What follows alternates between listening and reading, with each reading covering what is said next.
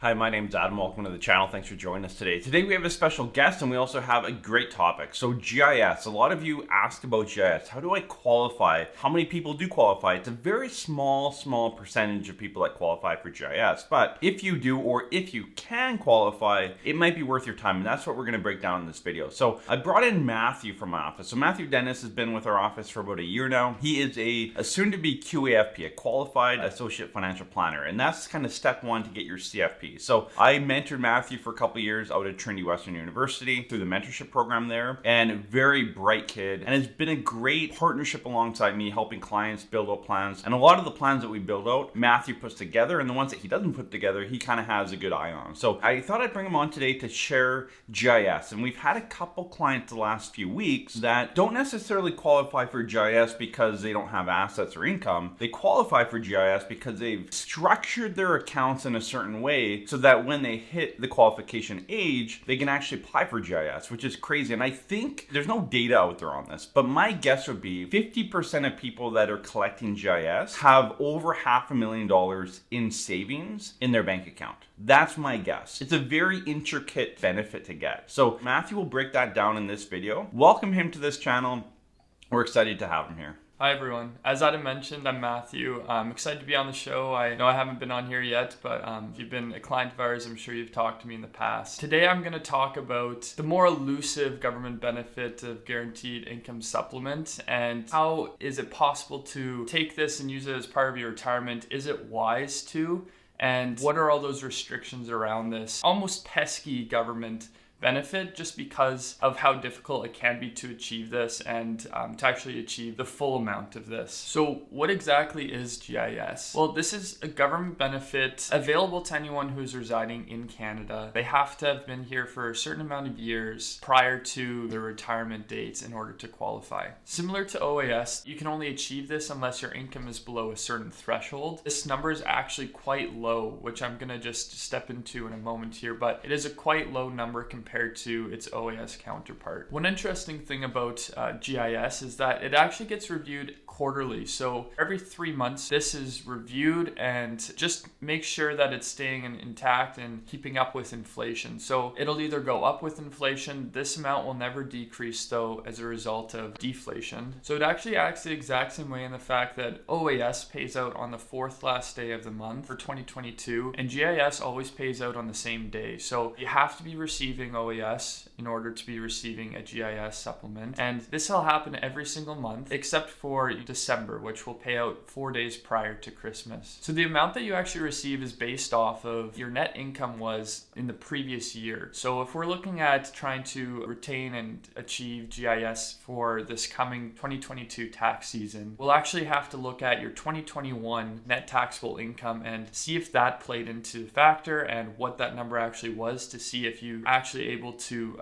retain this government benefit or not. GIS will actually start as soon as you begin your 65th birthday, or if you didn't qualify as soon as you turn 65 and there was a couple of years there, it'll actually start as soon as you are qualified for this guaranteed income supplement. So one quick note here is that GIS actually isn't a taxable income in any way, but it still does need to be noted in your tax returns just for the sake of keeping documentation of this. So now I'm going to jump into the requirements. So GIS is actually based off of two key things, and that's your marital status and that's your income. There's three different categories here that we're going to see, and that's a single, a couple with only one person receiving this GIS or OAS supplements, and then a couple where both of them are receiving OAS supplements. So if you're single, widowed, or divorced, you're going to fall into this category. You have to have an income below $19,656 for the 2022 year, and that's actually quite a small amount. So reminder, this does not include OAS benefit, but this will include CPP and any other taxable income you might receive this year. Now, if you're a couple who are both receiving this OAS benefit, this number increases slightly, but not drastically. We only jump up to $25,958 for the 2022 year. And the final category is when there's one couple receiving OAS and then therefore GIS, and the other couple is not yet. So often we'll see this with an age gap. So if there's a couple years in between there,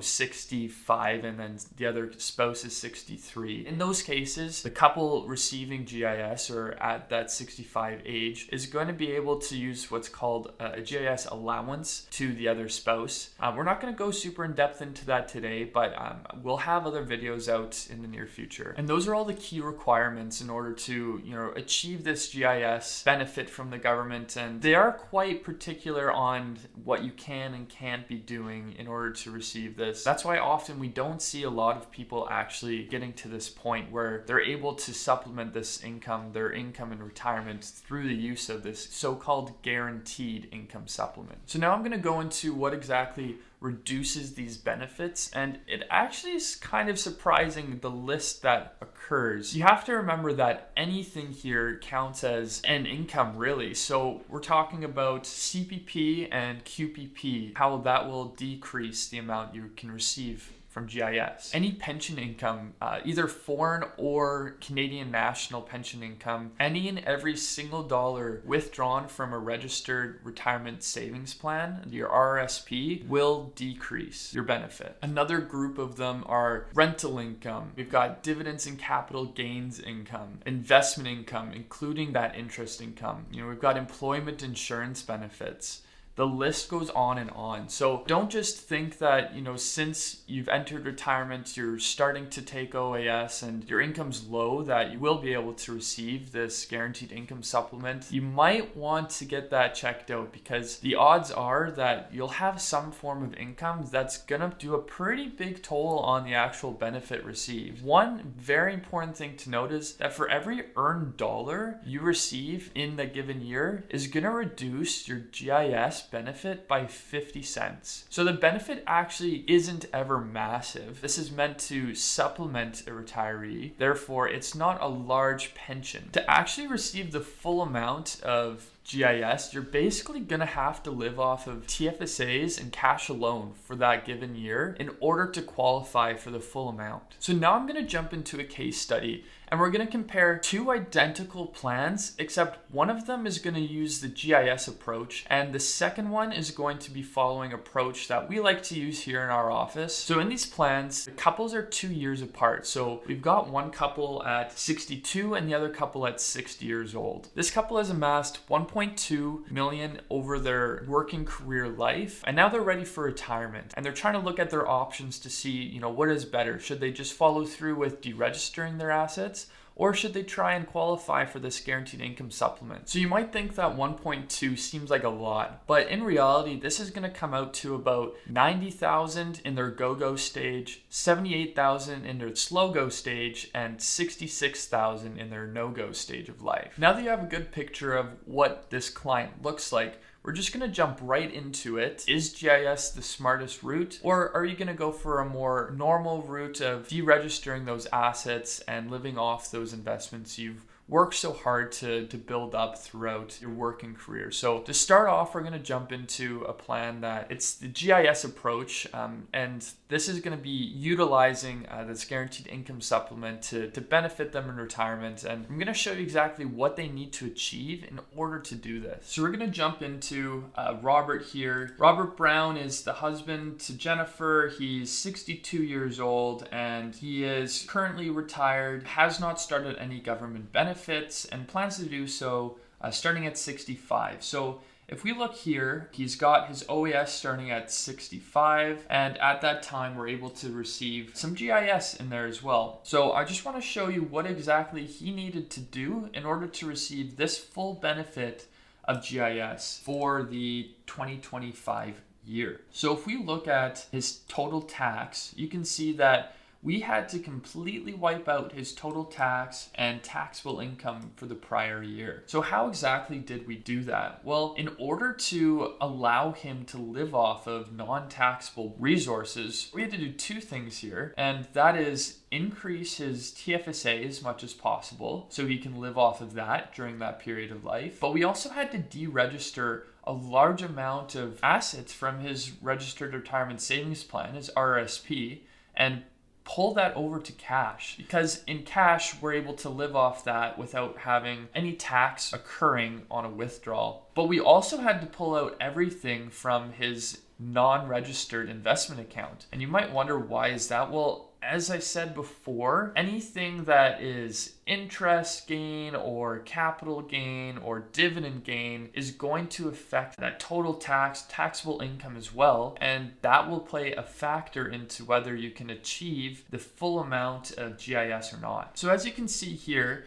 in order for him to fully retain this GIS benefit, he's going to have to withdraw the full amount of his TFSA while he's taking this benefit. So as you can see, we actually are only using the GIS benefit for 7 years in retirement. And that's just because he still has a large amount of assets here. We just wanted to show you whether it's wise to try to achieve this benefit if you don't necessarily need to or not. Now over on Jennifer's side here, as I mentioned before, we've got this thing called a GIS allowance. So that's basically when your spouse is able to apply for you and you receive this benefit because you're not yet receiving the OAS benefit since you haven't hit that 65 age marker. So what that means is you're going to receive an amount from the government for the first couple of years or however many years your other spouse is older than you. So in this case, Jennifer is 2 years younger. Therefore, she's able to achieve GIS allowance for 2 years here. And then as soon as she hits 65, she's going to begin her OAS and then begin receiving that GIS benefit. Again, you have to see here that 1 year prior to her receiving, her taxable income needs to be 0 along with all the other years she is receiving. And you'll see here that this is all as a result of her OAS. So that is not going to play into the factor of how much she'll receive from GIS. But you will see here that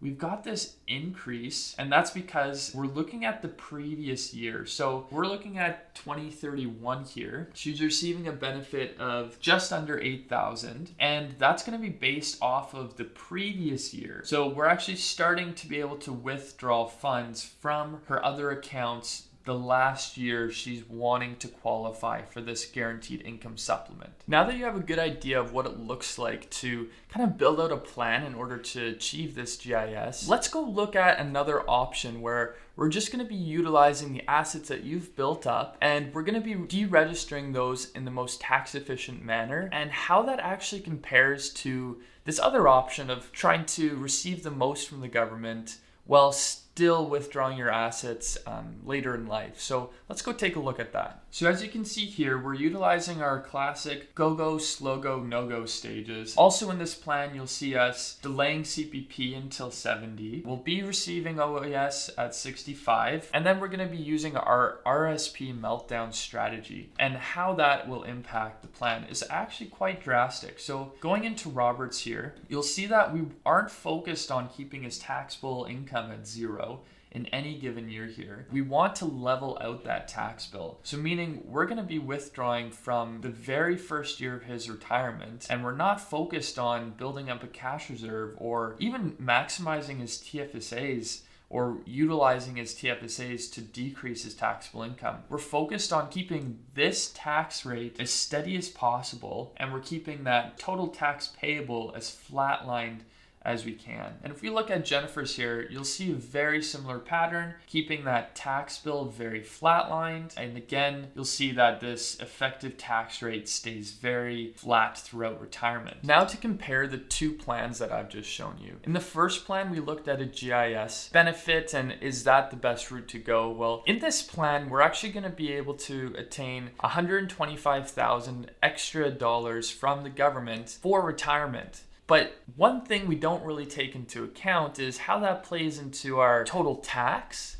our total estate. And those are the two key things. So we're going to look at total tax to 86 and then total tax to 95 for that given plan. And then we'll look at estate to 86 and estate to 95. And then we'll compare that to our typical parallel wealth plan. So in this GIS option, we're going to be actually paying a total of $435,000 in taxes from the year that we're retiring at 62 until 86 years old. And if we bump that to 95, those extra 10 years is going to result in another $30,000 in taxes for a grand total of $465,000 across the retirement period. Now looking at the the estate. So a estate at 86 is going to be $485,000, and as you spend more in those last 10 years, the estate's going to drop down to $315,000 by the time this couple reaches 95 years old. Now jumping over to the parallel wealth plan and our classic strategy that we like to implement, you'll see